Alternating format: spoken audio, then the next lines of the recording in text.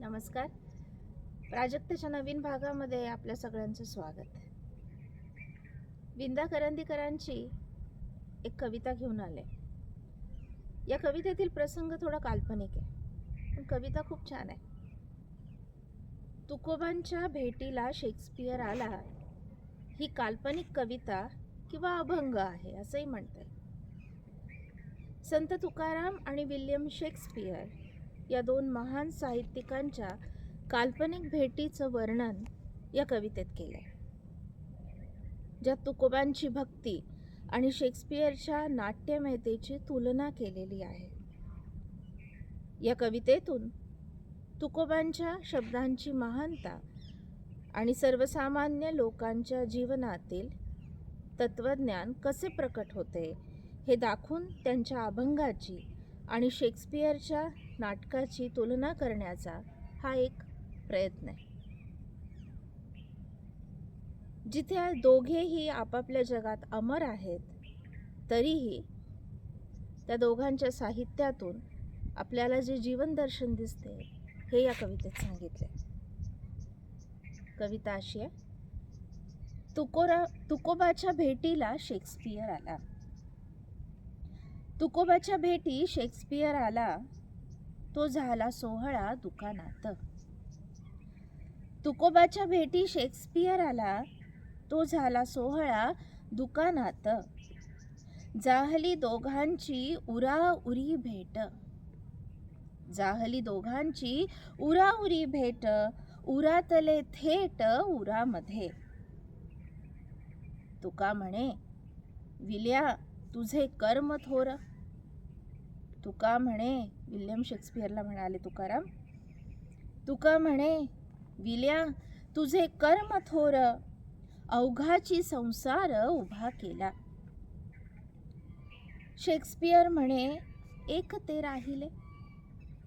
Shakespeare म्हणे एक ते राहिले, तुवा जे पाहिले विटेवरी. तुका म्हणे बाबा ते त्वा बरे केले. तुका म्हणे बाबा ते त्वा बरे केले, त्याने तडे गेले संसाराला. विठ्ठल अट्टल त्याची रीत न्यारी.